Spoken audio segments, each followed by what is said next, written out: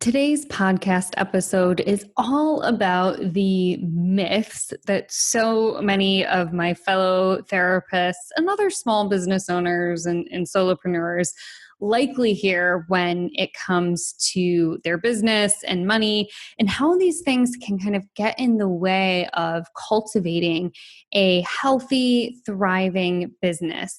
Make sure to stay tuned until the end of today's podcast episode, as I have a little announcement that you're not going to want to miss. Welcome to Mind, Money, Balance. I'm Lindsay, a popcorn lover, woman of color, and financial therapist and coach. This is the No Guilt, No Shame podcast to help you stand in your financial power. Let's go.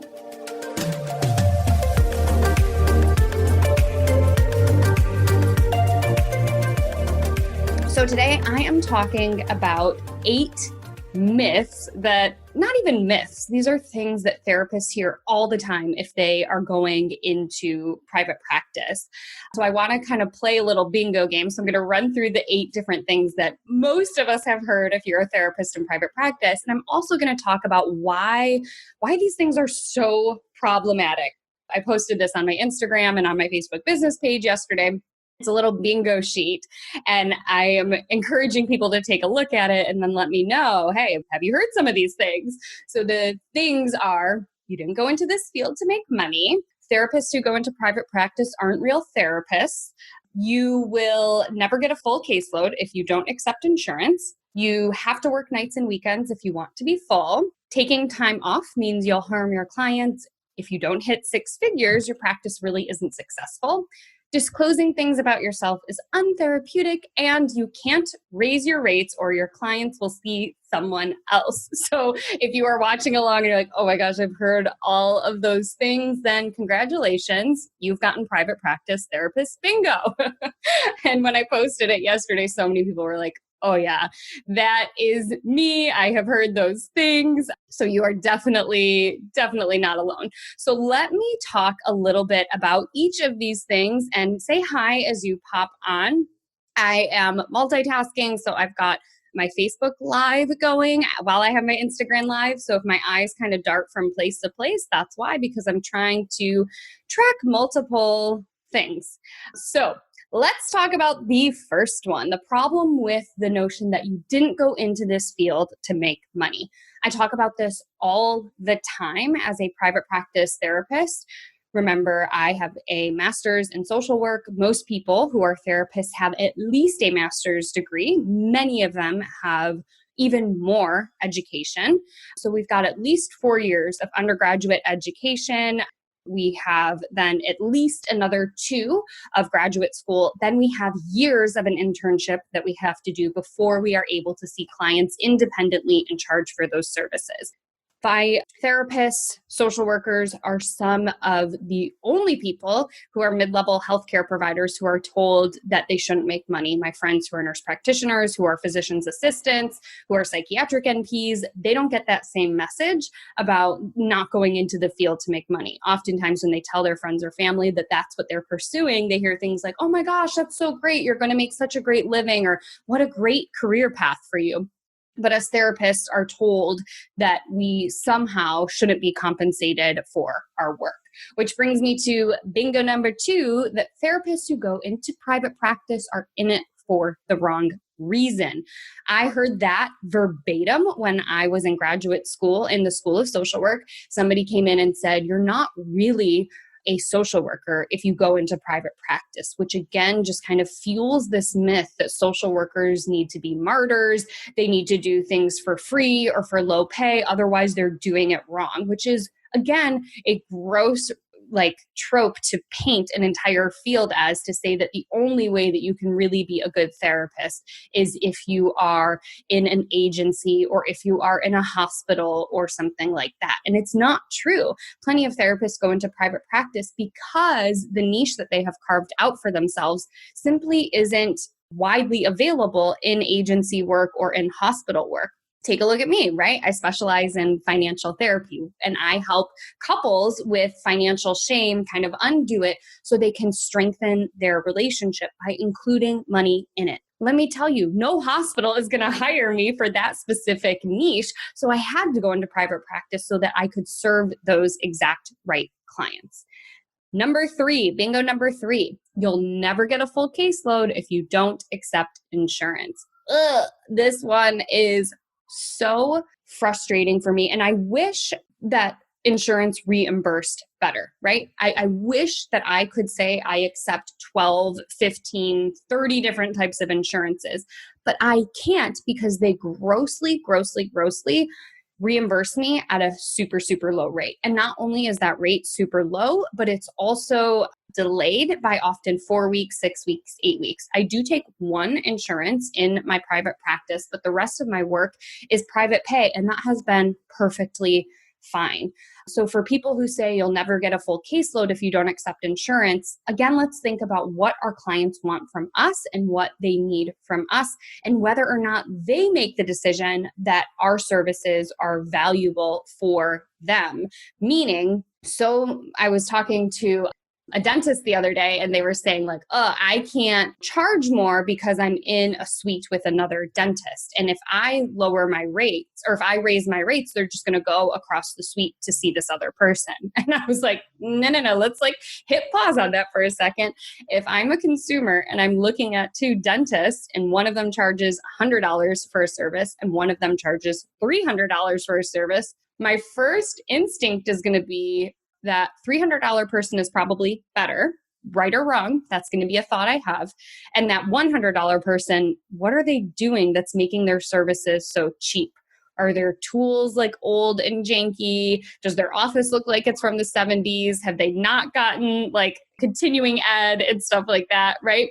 So I think it's worthwhile to just consider what else goes into that decision besides just insurance. And I am a person who pays out of pocket for my woman healthcare because I haven't been able to find an insurance-based provider who spends enough time with me. So I will happily spend money out of pocket to be in the room with my practitioner, with my physician for an hour. And they actually listen to me and they actually know who I am. They aren't constantly charting while they're talking to me and I'm in and out of there in 10 minutes. I like that I can really build a relationship with them, and I'm happy to pay out of pocket for that. So that's that third bingo myth of you'll never get a full caseload if you don't accept insurance. You guys know I like to talk quickly when I get excited. So I'm going to pause, talk about money some more, have a sip of coffee. Oh, also, hack for anybody else who is a content creator who is scrolling on by and watching this. I am repurposing the ish out of this particular video. I'm going live on Instagram. I'm going live on Facebook. I did it via Zoom so I can record it. And later on, I'll put that recording up onto YouTube. And then I'm going to strip the audio and turn it into a podcast. So one chunk of my time has now become four different, now will live on four different places. So that's a little life hack for my content creators. Clearly, I'm very worked up. All right. Myth number 4, bingo number 4, you have to work nights and weekends if you want to be full. This is something that I firmly believed when I started in private practice. In fact, I started by only seeing clients on Sundays because I told myself, well, nobody else is offering Sundays. I'll be able to kind of corner the market on offering therapy on Sundays.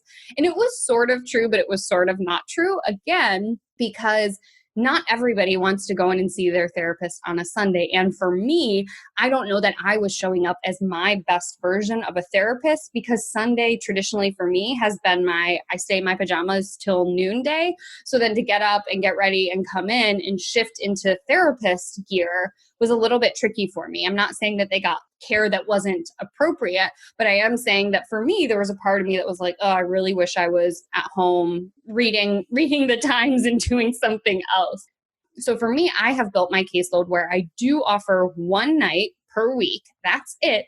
And the only people that are able to get those nighttime slots are current clients, right? So it's kind of a reward. Hey, Erica. Hey, Aman. So it's kind of a reward for people who have been in therapy with me for a little while that they get those late afternoon or evening spaces. I don't right out of the gate offer those evening spaces to new people because then just those evening spaces would be full. So instead, I kind of coach them on what to expect. And I say, look, if you call 12, 15 other therapists, most of them are not going to offer nights or weekends. And I don't blame them. How many other people want to be working nights and weekends? Not that many. So I coach them and say, like, look, you can take a noon appointment on a Wednesday. If when an evening appointment opens up, then it's yours. But you first have to be one of my clients before I'm going to funnel you down there. So it's kind of a reward to say, we build this rapport, we build this relationship. And then if things change and you still want that evening, you can have it. But what also tends to happen is people are like, oh, it's actually not that big of a deal to do therapy at noon on a Wednesday. People have all of these ideas that they can't leave work or they can't pop out to take care of themselves. And it's just not true. All right. Then the next one is taking time off means you'll harm your clients. So this is something that I had heard and kind of internalized when I first started in private practice, because it can be so scary to leave your clients and feel like, who are they going to see? What happens if something goes wrong? So from the jump, I really, really paint the picture for them that I am not a crisis therapist. That is not what I do. That's not who I am. And I give them lots of emergency resources for the times when I take vacation. And I tell them from the jump, when I take time off, here are the different resources that you can access. But I don't say to them, here's my cell, you text me at midnight if you need me when I'm on vacation. So taking time off and building that in for your clients is huge, but it also provides modeling for them, right? It models for them that they're allowed to take time off, that they can put an out of office reminder at their work and the earth is not going to crumble. So for me, I also think about taking time off as modeling self-care, modeling healthy boundaries. And again, by really helping to educate them and help them to understand what happens when I take time off, and it helps to make sure that they feel safe and protected and taken care of as well. The next bingo item is if you don't hit six figures, your private practice really isn't successful. This one is one that makes me want to rip my hair out, because here's what I see happen a lot with private practice therapists is they get into it, they get excited, and then, Google is smart, Instagram's smart, Facebook is smart. They start targeting you with all of these private practice ads, things that say things like 10-figure months and 6-figure years. And those types of things are very enticing because it sounds like, ooh, if I hit six figures, then everything will be better. And that is hugely problematic. That's why I'm a financial therapist, right? Because when we believe that when we make X, everything else will be better, we are selling ourselves a lie. And now, that is not to say that making more money is a bad thing. I'm a huge proponent of, again, making sure that you're raising your prices to fees that are sustainable for you and that provide you with the lifestyle that serves you. But when we say you'll only be successful if you hit six figures a year, or if you hit those 10K months, we are diminishing all of the strength and success of private practice clinicians who are working their way towards that.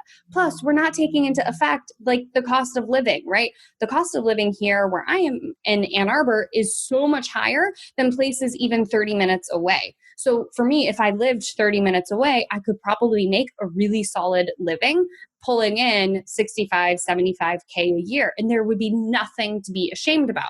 But if I'm a therapist practicing in New York City, or I'm a therapist practicing in San Francisco, where the cost of living is exorbitantly higher, we have to adjust that you also probably need to make more than six figures. So selling this idea that once you hit six figures, life is gravy is just not okay.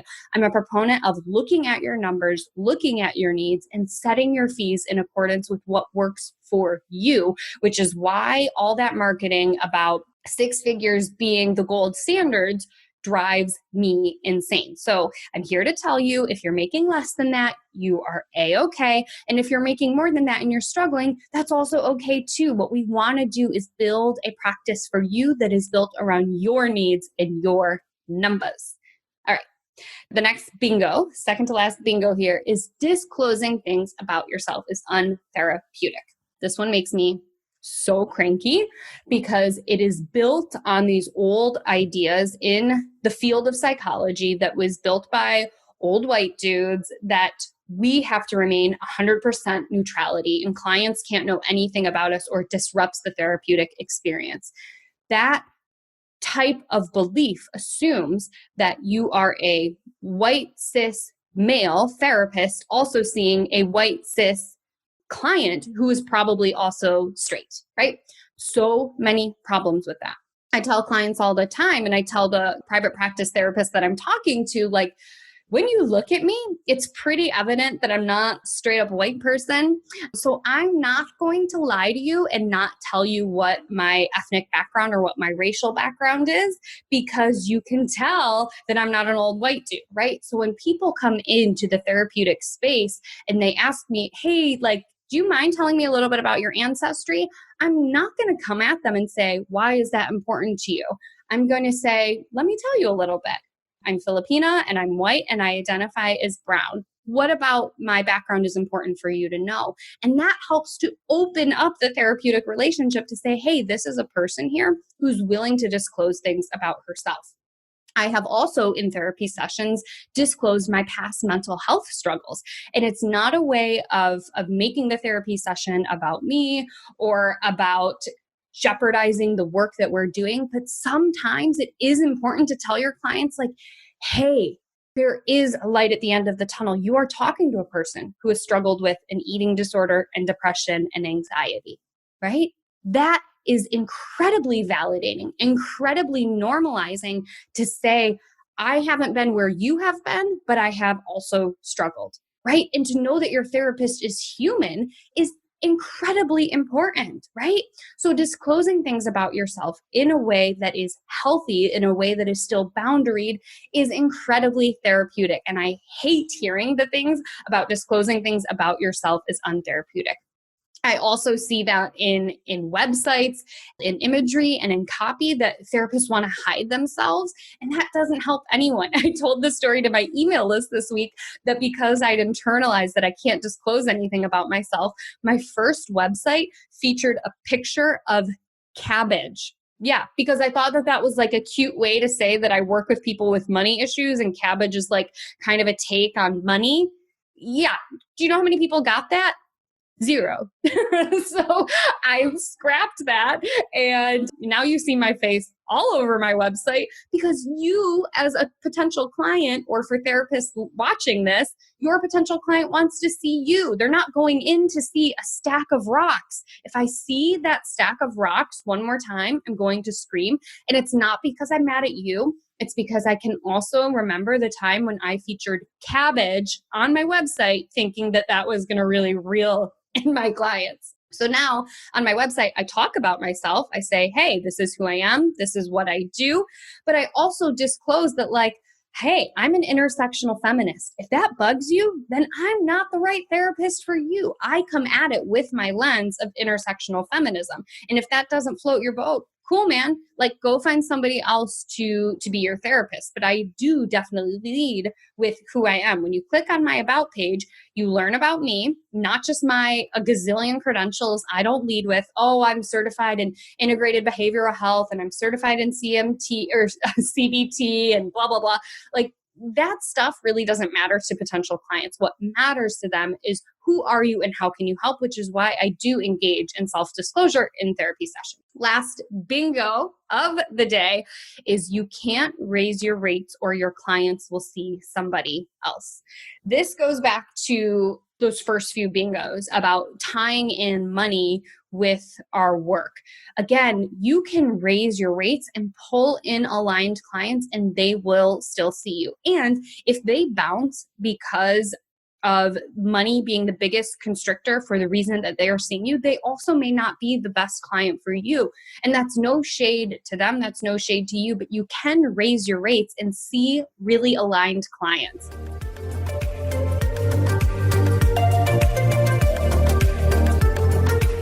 So those are the 8 myths or bingos that you might have heard or internalized if you are a therapist or small business owner.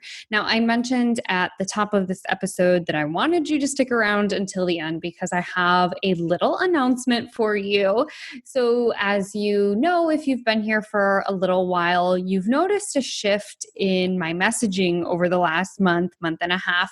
And I wanted to just address kind of what's been going on and then also share with you where I'm going to be taking the podcast moving forward. So when I started out this podcast, I was really focusing on helping the folks who I mostly see in my practice. So in my financial therapy practice, I mostly work with couples. So therefore, I thought it would be best to create a podcast around money mindset, our stories, all of that stuff when it comes to how it shows up in our personal lives and particularly in romantic partnerships. Then what I started to hear was my fellow therapist friends who were like, oh, Lindsay, I know you have this podcast and you've got your Instagram, Mind Money Balance.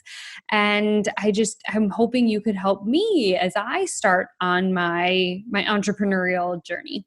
So I pivoted a little bit. Again, maybe pivot isn't the right word. I expanded a bit in my work to further help my fellow therapists, solopreneurs, coaches, folks like that who might be struggling with their own money stories.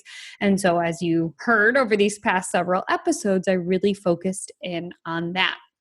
Now, I'm going to temporarily hit pause on the Mind Money Balance podcast. Don't worry, I'm not going anywhere, but we are going to wrap up season 1 that I'm super, super proud of. I made it 26 episodes, 6 months of giving you guys almost weekly content. I think there were maybe 2 weeks I missed out on here and there. And I'm really thrilled with the feedback that I've gotten from my loyal listeners. So here's what I need from you as we put a wrap on season 1 and get ready for season 2. I want to know from you why you love this podcast, which episodes resonated with you, which type of content you're most interested in. Did you really like the stuff that was geared towards couples and money and the financial psychology around that? Or are you more interested in the entrepreneurial stuff? I kind of scratched the surface in a lot of those August episodes where I'd interviewed other therapists around things like niching and money mindset and marketing. Does that really appeal to you? I want to know because I want to make sure that season 2 really addresses what you want answered. I want to make sure that I'm bringing content to you that is aligned with your needs and your questions and all of that. So how you can tell me is to DM me on Instagram. I'm at Mind Money Balance. And one thing I've noticed is that if you have a private profile, a private Instagram page, sometimes I don't get those messages. So if that's the case, if you have a private page, no worries. If not, go ahead and DM me at Mind Money Balance on Instagram and email me. Instead, it's my first name, Lindsay, LINDSAY, at mindmoneybalance.com. And just put in the subject line, podcast feedback, so I know when I'm digging through my inbox what you are writing about. And we will be back with season 2. So we're going to take a little break on Mind Money Balance. But like I mentioned, I will be back, but I want to make sure that I'm not just recording stuff and putting it out into the world if it's not serving you. So I really want to hear from you, and thank you. I know there are an abundance of podcasts out there. So for you to hit play on this episode, for you to hit subscribe, really means the world to me. And while I am on break between seasons 1 and 2, if you could leave me a review and rating on either Spotify, Stitcher, or iTunes, that really makes a huge difference for other folks who are also scanning the podcast scene and trying to figure out what to listen to next. Those ratings and reviews really, really make a huge difference. So again, DM me with which episodes you really loved, what type of content you want to hear more about at Mind Money Balance, or email me, Lindsay at mindmoneybalance.com.